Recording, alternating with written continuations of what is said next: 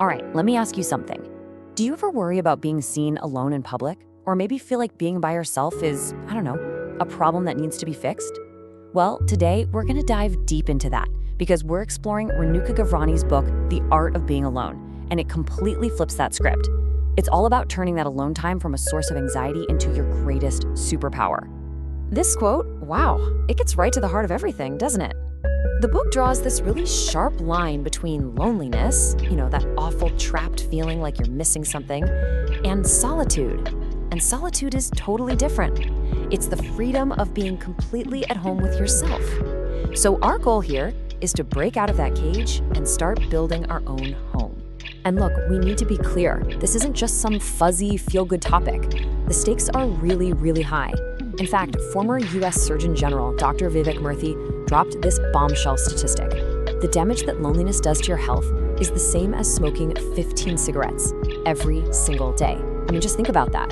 That's how critical it is to understand this and to conquer it. So the big question is, where does this fear even come from? We're not born feeling this way, right? It's something we learn. It's like this cage that society helps build around us, and it starts when we're super young.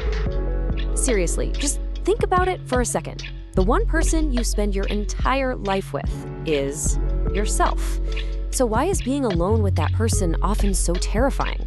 It's kind of a paradox, isn't it? Well, the book's answer is pretty straightforward. We have been conditioned to feel this way. Just picture the high school cafeteria. We've all seen it.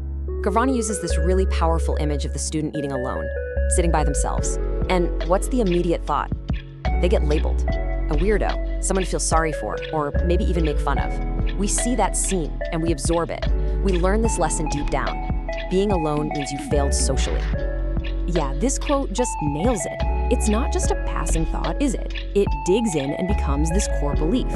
We become absolutely terrified of being seen that way, of being that person, the one nobody picked. And that fear, it starts running the show. It dictates our actions.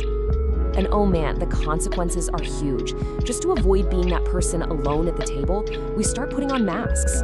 We turn into people pleasers, right? We say yes to stuff we totally hate. We shut down that little voice inside us. And here's the crazy irony. This whole desperate scramble to fit in, it often leads to the worst kind of loneliness. That feeling you get when you're in a crowded room, but you've completely lost track of who you even are. Okay, so you've got this social conditioning from when we're kids. And then pop culture comes along and just pours gasoline on the fire. Let's dig into how the stories we see every day, movies, TV, you name it, just reinforce this fear and keep us locked in that cage. I mean, how many times have you seen this exact movie plot? The main character's life is a mess, they're broken, they're all alone, and then, boom, a hero, a quirky new best friend, or a soulmate swoops in to save the day. The message is always the same. Someone else is the answer to what's wrong inside of you. And what that does is it drills this idea into our heads. You need a savior. You're not whole on your own. You're powerless by yourself. And that is such a disempowering message, isn't it? It teaches us to constantly look outside for someone to fix us, instead of looking inside for our own strength. All right, so we've laid out the problem. Society has basically taught us to be scared of being alone. But now we get to the good part. This is the big shift. This is the turning point where we're going to learn how to completely reframe this whole experience. This right here is the absolute key. Loneliness, that's a negative perception. It's a feeling of lack. It's like looking in the mirror and only seeing what isn't there. But solitude, that's something else entirely. It's a positive realization. It's knowing that being alone doesn't mean an absence of other people. It means the presence of yourself. It's a state of fullness, not emptiness. And this quote just sums up the solution so perfectly. The cure for loneliness isn't finding more people to hang out with. It's about building a better relationship with the one person you can never get away from, you. It all comes down to becoming someone you actually genuinely enjoy spending time with. Okay, great. So how do we actually do that? How do we build that relationship with ourselves? Well, the book gives us a really clear 3-step game plan for reconnecting with who you really are. So let's break it down. Step 1 is self-acceptance, and this means all of you, not just the shiny, happy parts.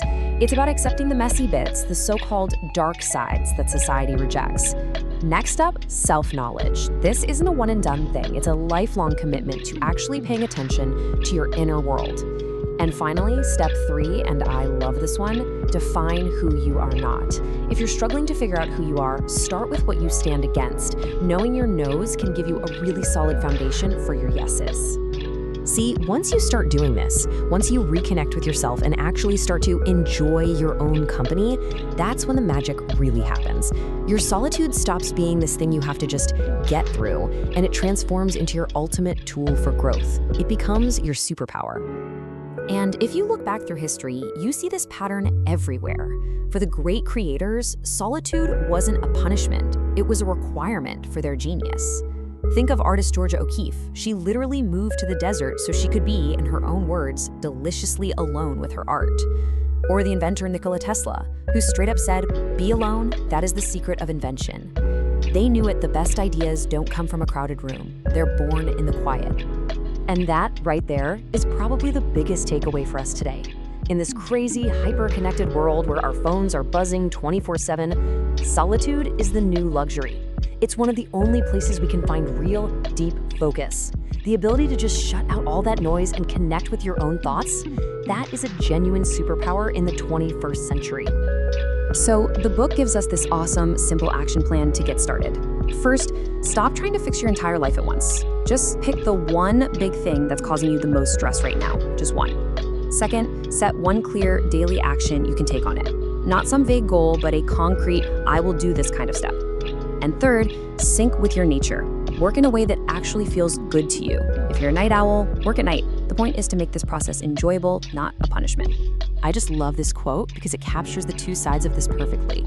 The scary news is, you're on your own. And yeah, that can feel, well, scary. But the cool news is, you're on your own. And that's where the freedom is. You're in the driver's seat. You get to write the script.